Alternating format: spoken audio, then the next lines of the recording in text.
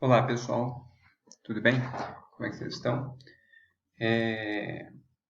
Vamos falar aqui sobre espelhos planos, né? Continuando aí o assunto de óptica geométrica e especificamente vamos falar sobre campo visual, tá?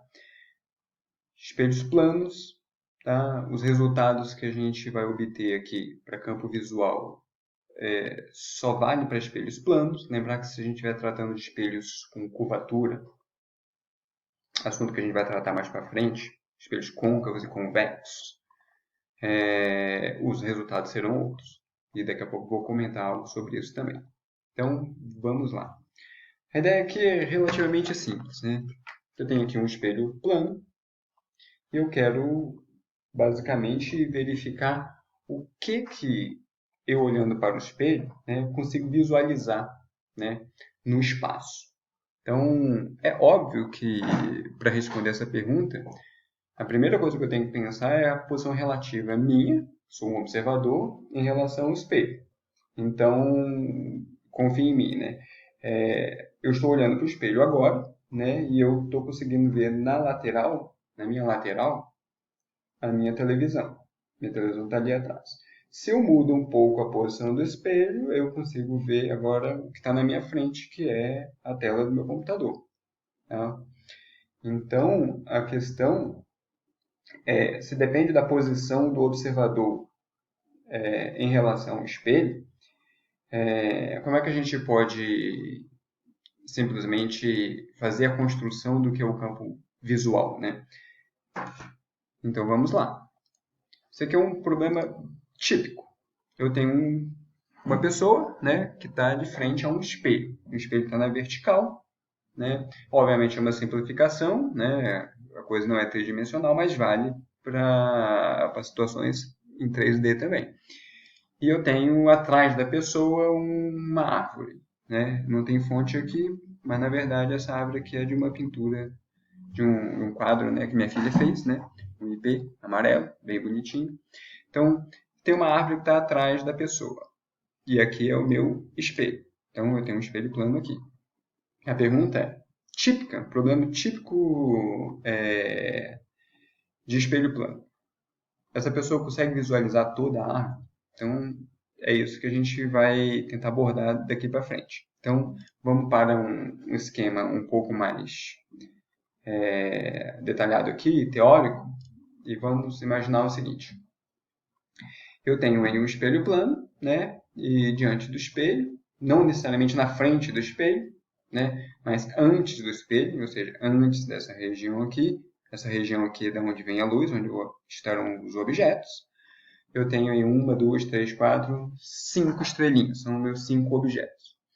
Como a posição do observador é relevante, para saber exatamente o que ele vai estar observando ou não, vamos fazer uma escolha aqui. Então, eu tenho aí um observador. O observador está na frente do espelho, no canto inferior esquerdo aqui. O que ele visualiza em termos de estrelas? Então, vamos pegar aqui alguns raios extremos, para a gente começar a fazer essa construção. Imagine o seguinte, vamos analisar o extremo superior e o extremo inferior do espelho. Obviamente, o que tiver entre esses extremos, você vai estar visualizando.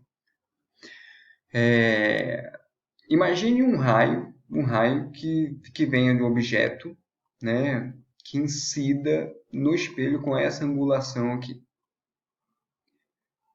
Pelo princípio, pelas leis de reflexão que foram já apresentadas para vocês, a gente sabe que o raio que incide no espelho plano, né, ele reflete com igual ângulo. Então, esse ângulo aqui e esse ângulo aqui, eles têm que ser iguais, não é? Por definição, na verdade, a gente contabiliza o ângulo em relação à normal, né? Mas aqui está na mesma. É óbvio que se o raio viesse um pouco mais aberto aqui, por exemplo, vamos pegar essa estrelinha que está aqui em cima. Se o raio vem dessa estrela um pouco mais aberto, ele vai ter que sair com uma angulação aqui menor. E o raio ia passar por aqui e não ia atingir os olhos do observador. Portanto, ele não veria essa estrela. Qualquer outra coisa que estiver acima desse raio aqui em termos de angulações, você não consegue visualizar. né? Então, esse raio vem, bate no espelho e chega aos olhos do observador. Então, abaixo, sim. Essa estrela aqui, por exemplo, essa segunda estrela aqui, teria um raio, né, que atingiria o espelho com ângulo de reflexão igual ao chegaria no observador. Agora, a parte de baixo, a mesma coisa. Vamos pegar o raio extremo, né? Então, esse raio extremo aqui é a angulação em relação ao espelho aqui, em relação ao plano do espelho, não anormal, é uma angulação bem aberta. Então, o raio vem, ele bate, ele tem que ser refletido com igual angulação, vai bater nos olhos do observador. Se esse raio vier mais aberto, aqui para baixo, por exemplo, um objeto aqui embaixo, ele vai bater, esse ângulo aqui ele vai ser, agora o ângulo de reflexão vai ser diferente, ele sairia por aqui, não atingiria o observador. Então, esse raio aqui e esse raio aqui, eles definem uma região, essa região aqui de onde vem a luz, né? Essa região aqui todinha, dos objetos que podem ser vistos, que seria essa estrela e essa estrela. Essas duas estrelas aqui estariam fora. Né? Um outro jeito de a gente construir a região do campo visual, é uma espécie de uma dica, né? Um macetezinho, é o seguinte. Se eu pensar no princípio da reversibilidade da luz, o raio que chega vai aos olhos do observador por reflexão. Ou esse raio extremo inferior que chegou foi aos olhos do observador por reflexão. Pelo princípio da reversibilidade da luz, o raio que parte do olho dele bate aqui no extremo e seguiria essa direção aqui, contrária ao sentido, né? Contrário ao raio que chegou. Aqui é a mesma coisa.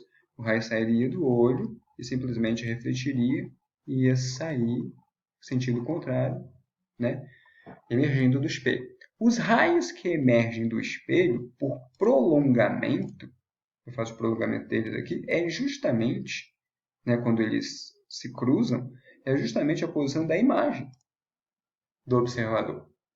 Então, o observador está aqui e a gente sabe que a imagem dele está aqui. É um espelho plano, a imagem é equidistante, né? Está na mesma direção aqui, né? Ortogonal, é um espelho. Então, na verdade, se eu for pensar nesses prolongamentos aqui, e simplesmente pensar também na imagem do observador, do olhinho, e passar dois raios que cortam, né, os extremos do espelho, esse seria um macete para saber o campo visual. Por quê? Porque eu simplesmente ficaria mais fácil de trabalhar, né? Eu simplesmente passaria uma reta no extremo superior, uma outra retinha aqui no extremo inferior. Tudo que está compreendido entre essas duas retas aqui seria a região visível do campo visual. Né? Quem estiver fora não entra. Ok? Então, vamos lá e voltar aqui para a situação inicial. Na verdade, ela está um pouquinho modificada. Eu estiquei aqui um pouco a árvore, né? A árvore está um pouco maior, né? Para a gente pegar uma situação um pouco diferente, né? Onde você não vê completamente o objeto. Então, o observador está na frente do espelho.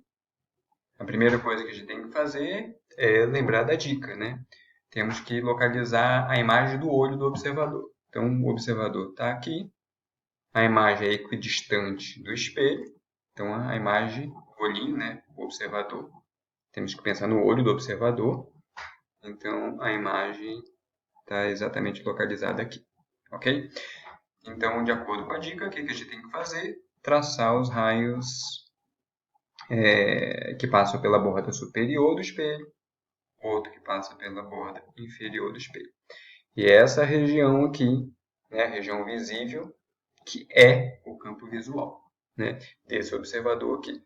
Tá? Eu falei há pouco a região visível do campo visual, na verdade, isso seria a mesma coisa, né? Região visível e campo visual são os mesmos conceitos. Então, o que ele enxerga? Enxerga a árvore até essa região aqui. Essa parte superior está fora do seu campo visual. Aqui tudo ele se observa completamente, desde os pés, né, até o chapéu, tudo completamente. Ele está totalmente imerso no campo visual. Agora, se o observador fosse um pouquinho mais alto, por exemplo, então vamos localizar aqui o olho do observador. Então, digamos que ele é mais alto do que o espelho. Temos que proceder da mesma forma, né? Primeira coisa é localizar a imagem, né, do olho do observador.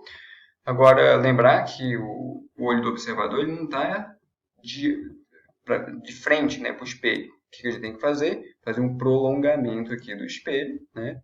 E pegar equidistante aqui, fazer a localização da imagem dele. E aí, a partir do olho da imagem, o olho da imagem vai passar exatamente os rainhos, né? Os dois raios superiores, o superior e o inferior, né? Para definir aí uma nova região, que é o novo campo visual, para esse observador aqui agora. Agora, esse observador aqui, se for pensar nessa altura, ele mais alto aqui, ele não está completamente dentro do seu campo visual. Você vê que toda essa região aqui está dentro, agora toda essa região aqui, inclusive aqui a sua cabeça, o seu olhinho, estão fora, né? Então, o que esse observador aqui consegue enxergar? Essa região compreendida entre os dois raios, o vermelho superior e o vermelho inferior. Em termos de árvores, da árvore, né? A árvore praticamente está todinha fora do campo visual. Só essa parte aqui do tronco, né? A parte inicial do tronco aqui será vista por ele. Então, essa aqui é a ideia. A dica torna o exercício bem simples, né? O desenho também, né? Lembrar que a gente está aqui adotando um espelho unidimensional. As situações reais, né? Em geral, são tridimensionais. Então, se a gente lembrar aqui do espelhinho, né? Quando for pensar em termos de passar os raios pela borda, tem que lembrar de passar pela borda de todo o espelho, né? Para poder fazer a construção do seu campo visual que vai estar no espaço, não vai estar mais no plano. É isso. Então a gente fica por aqui. Obrigado. Até logo.